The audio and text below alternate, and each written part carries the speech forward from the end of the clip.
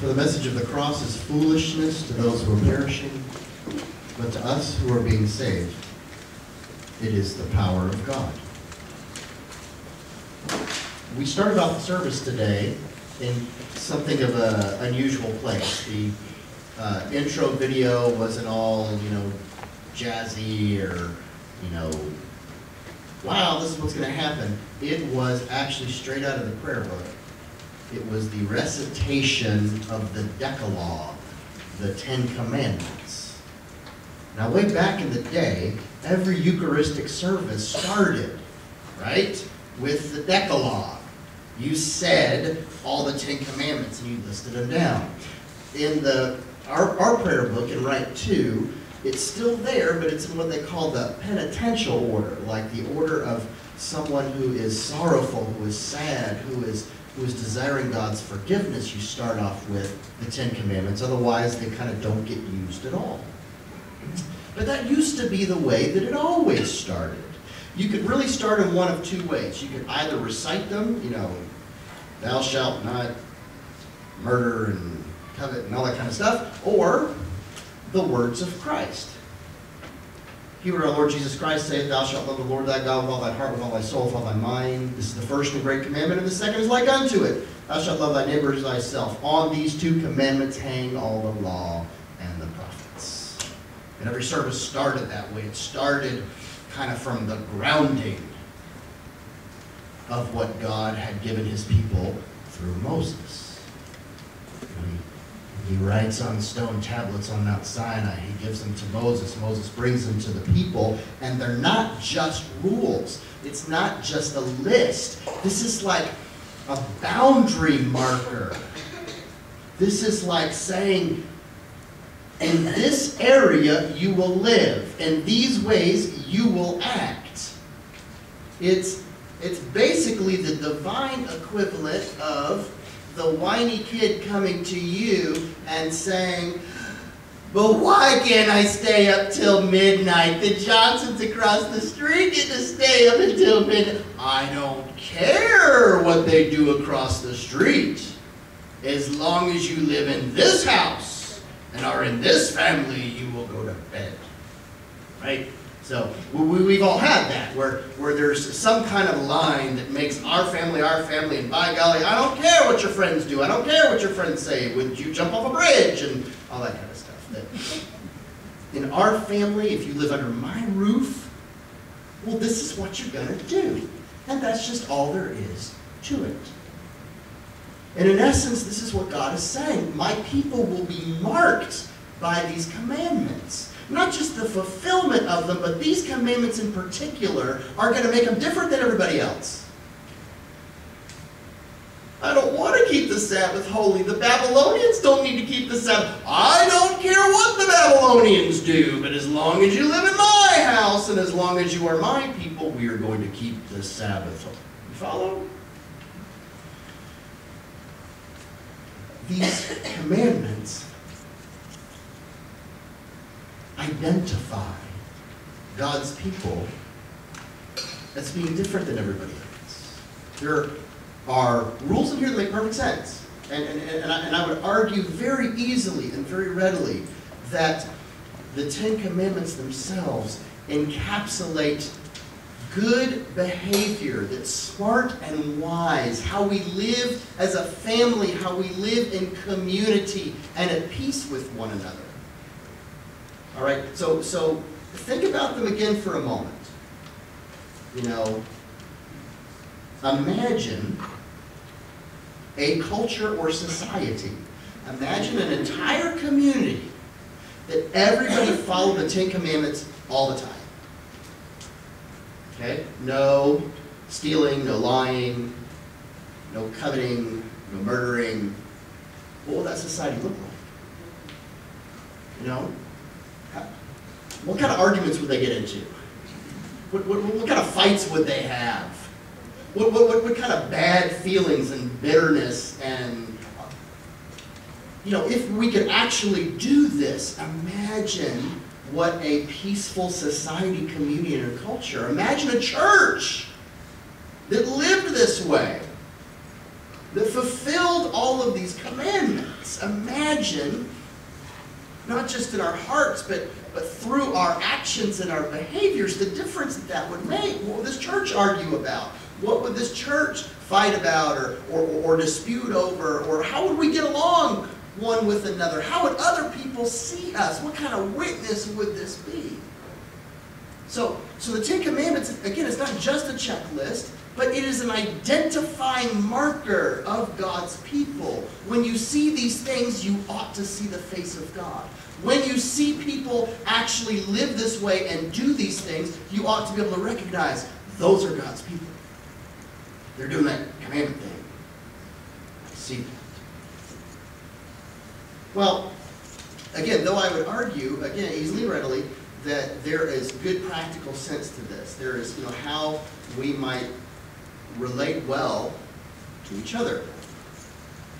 The Ten Commandments themselves are kind of contrary to the culture we find ourselves in.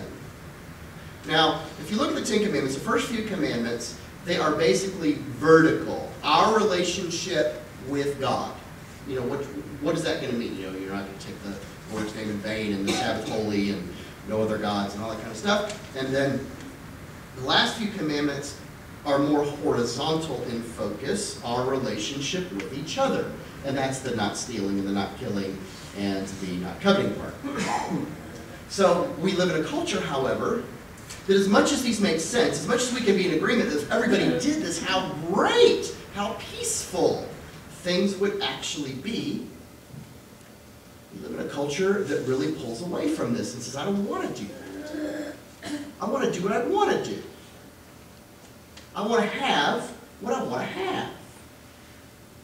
Don't fence me in. Don't bound me. Don't tie me down with rules and regulations. I want what I want when I want it, and give it to me, or I'll just take it. We can look at these same commandments that we think make perfect sense, vertically in our relationship with God, horizontally with our relationship with each other, and people can say, but those are dumb. I don't want to do that. That's stupid. That's like really old-fashioned. That's stuff that people did a long time ago. But nobody does that anymore. Come on, nobody does that stuff. It's like starting the service with a Decalogue. Nobody does that anymore. Who starts off a service with, and thou shalt not aim in heaven? Nobody does that. Like, that's really old-fashioned, Like, that's what people did a long time ago, but it's not relevant now. That's not how we think, that's not how we act, that's not how we operate. So let's just discard that. Because who needs it and who cares?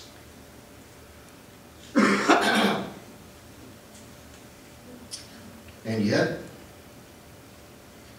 we can look at each of these and see something in them to identify us as one of God's people. We can see something in there to show boundaries, like the boundary lines on a playing field. When you're in bounds and when you're out of bounds. Like guardrails on the side of the road. It helps prevent you from tipping over the side and down into the ditch. But there is so much of this culture, there is so much of every culture that says, this is just, these are old words from an old book. Who cares? Who cares? It's so old-fashioned. It doesn't make any sense. And why should I bother keeping a Sabbath holy? I work hard all week long. I need a day off. I don't want to go to church. I can't spare an hour and a half out of my life. Do you know how tired I am on a Sunday morning?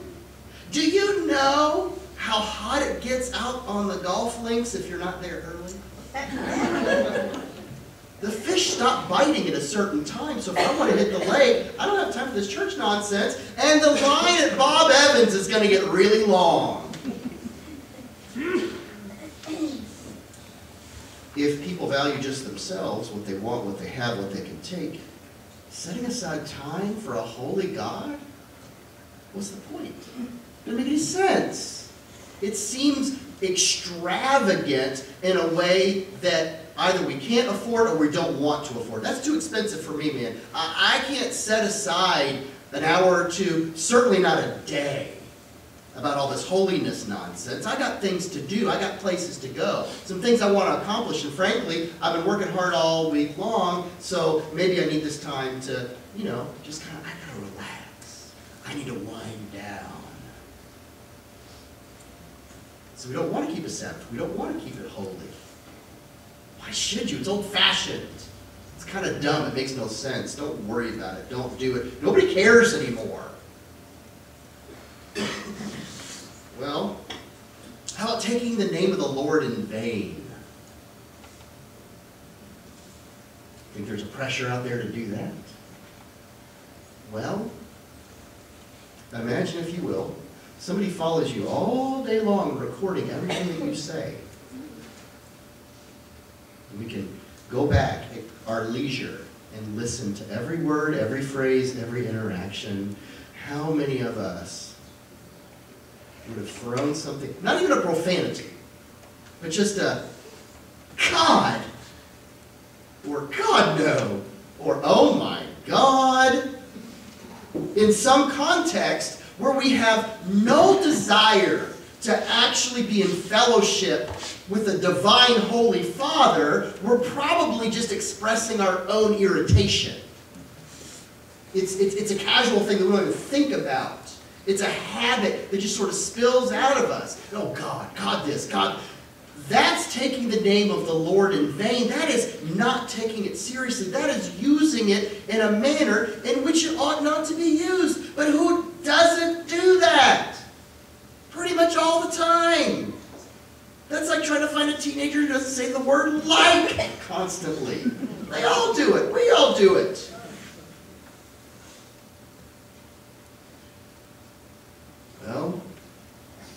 Well, how about instead of those vertical ones, because, well, not everyone's going to be a Christian, not everyone's going to be a Jew, not everyone's going to get this religious stuff. Well, what about these practical things? What about this horizontal, how we live together peaceably things?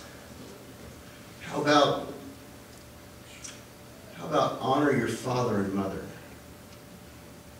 Do we live in a culture that places a premium on the good and respectful behavior of children? I don't think so. Generations now where parents want to be friends and adults want to be buddies. And small children are basically taught to interact with a level of casualness where they can treat anyone and everyone how they feel at any given time.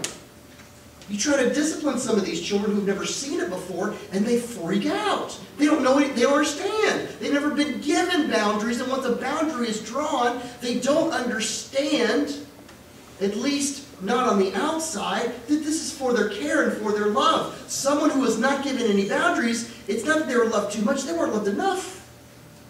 For you to say that this is the playing field, and when you go out of the playing field, you're out of bounds and the play is dead. To say that these are the guardrails, and if you don't have a guardrail and you fall off and you go into the ditch and you die, well, sucks to be you. That's not too much love, that's not enough. Kids desire those boundaries. They just don't know it. But they thrive when it happens.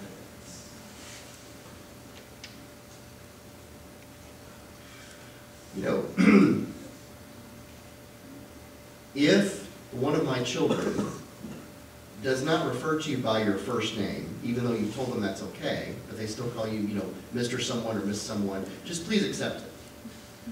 That's just one of my things, okay? That I want there to be adults and I want there to be children. And I think there's a way that a child, or just somebody younger, can just show that respect. This is an honor your father and mother sort of thing, that you can just, you offer, Mr. So-and-so or Miss So-and-so, it's like saying Sir or ma'am. It might seem like it's a little much. I've never understood, ladies, why you don't like being called ma'am. I think it's like, oh, I'm not old enough to be a ma'am. But that's not what it's about. I'm a Southerner, so I have a reflexive sir and ma'am. But what I want my own children to do, it's like what I teach my martial arts students. when you speak to someone else with that deferential respect, Mr. or Mrs. or Miss or Sir or Ma'am, it actually has very little to do with that other person and how honorable they are, and it has everything to do with you and your own integrity. Is that a popular message these days? Not really. Not really. It's old-fashioned, right? It's passé. It's what happened a million years ago. Nobody does that anymore. Nobody cares about that anymore. Parents and kids, everyone's on a first-name basis, and we're all cool, and we're all buddies, and we all hang out, and whatever.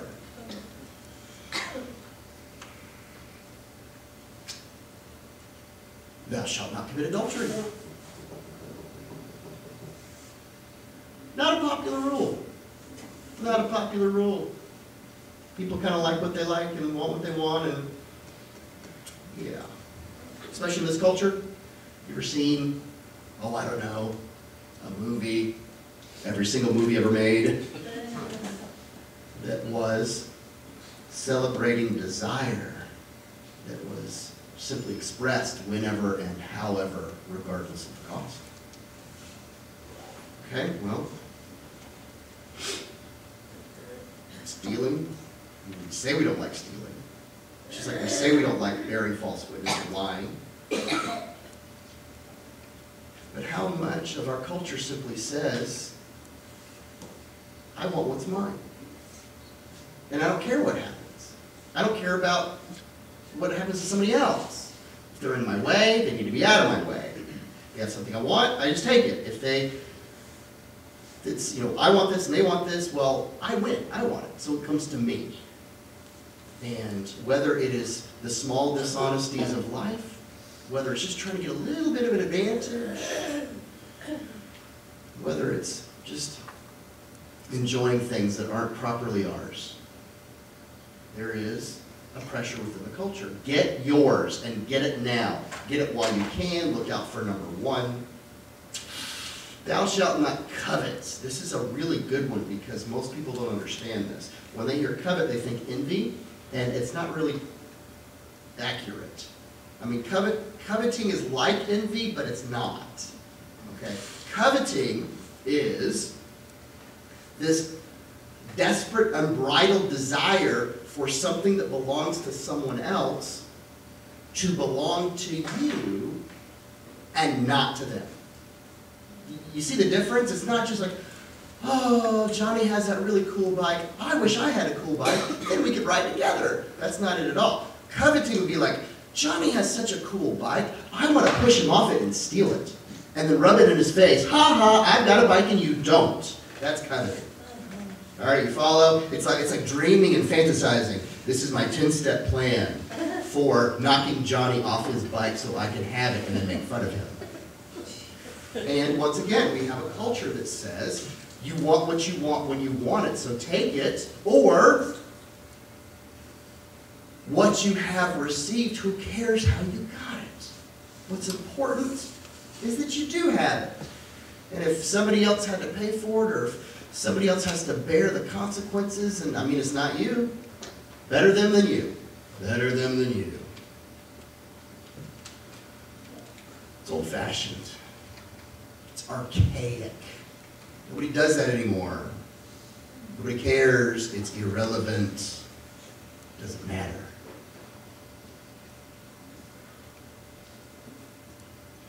For the message of the cross is foolishness to those who are perishing. But to us who are being saved, it is the power of God. For those who reject Christ, the cross is either stupid or it's evil. It's stupid or it's evil. Who cares? Some guy 1,000,000 years ago, he died and I don't care. It means nothing to me. And to pretend like someone dying 1,000,000 years ago could have any bearing on your life today, in 2018, in America, and not in the Middle East somewhere, who knows where, well, that's just an old-fashioned way of thinking. That is archaic. People don't think that way anymore. People don't care anymore. That's all stuff that, is irrelevant. I mean, in today's society, who cares? It makes no difference. Jesus didn't exist, so that means nothing. Or, yeah, maybe he existed, but who really cares? Somebody dying on a cross. I mean, it sounds like a loser to me. He died, well, that's not good. And he died for me. I don't want somebody to die for me. A, I didn't ask you to do that. And B, it sounds like, if you actually die, then you lost. That doesn't win anything. You're the victim. You're not the victor. You're the victim. I don't want to be a victim. Leave me alone. Or it's wicked, it's evil, it's a scandal.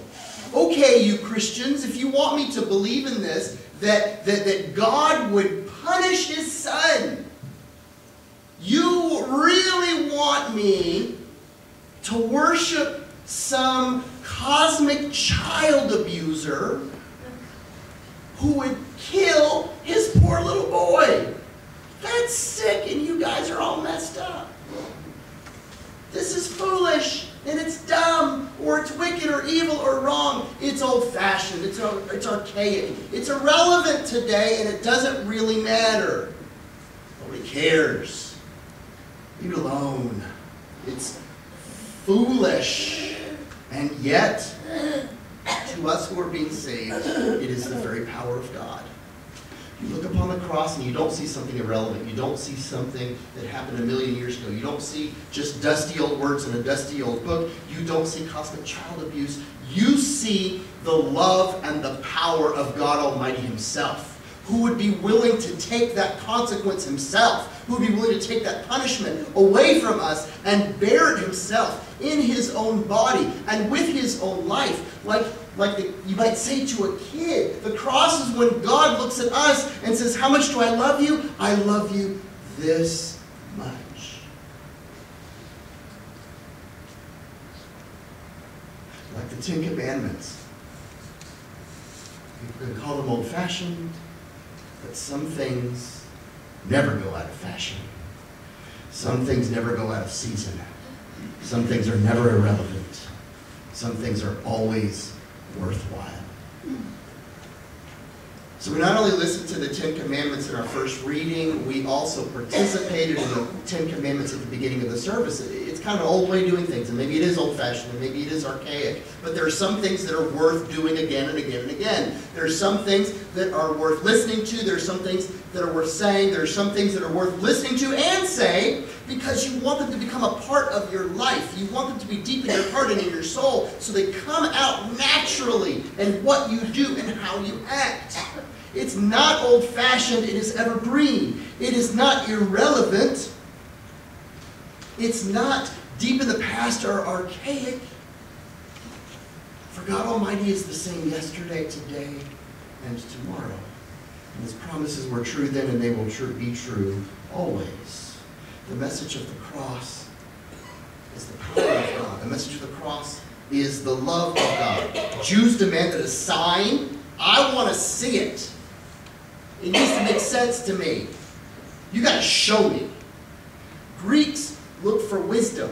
I have to understand it. I have to grasp it. You got to explain it to me in such a way where I get it. But we preach Christ crucified as a victim. It makes no sense to them. They see a victim and they either think, oh, that's sad, or better him than me. We see a victim who through being a victim is the victor. This is the victory of God, not just to die, but to be raised again. It seems foolish to those who are looking for a sign or who are looking for wisdom because they don't recognize it right in front of them. You want to see the wisdom of God? You want to see his power? Look upon the cross. See his love for you. See his power to do something about your life. Within our own brokenness, within our own ways that we're messed up, within our own ways that we don't keep the Ten Commandments and frankly don't even want to sometimes. What is our remedy? What is our cure? What can be done about this? When people suffer, when people die, when people are hurt, when people cry, when those whom we love hurt so much and there's nothing we can do about it. You look at the cross and you see the response of God. This is his wisdom, that you will not be left alone. You will not be left in your sin. You will not be left in your brokenness or in your hurt or in your weakness or in your sickness. You will not be left alone. I have taken that upon my own body and my own life, and I have laid it down for you. I am the victim so that I might be your victory. That's the message of the cross, and its power, and it is love, and it is grace. And it is good yesterday. It is good today. And it is good tomorrow. To those whom God has called, both Jews and Greeks, both you and me, every tribe, language, tongue, and nation, Christ, the power of God, Christ, the wisdom of God. For the foolishness of God is wiser than human wisdom, and the weakness of God is stronger than any human strength. It's not old-fashioned, and it's not archaic. And it doesn't matter what the culture outside tells us we ought to value more. This is God's value of us. It is his power. It is his love. It was good back in the day. It is good right here, right now. It is good always and forever and ever and ever. Amen.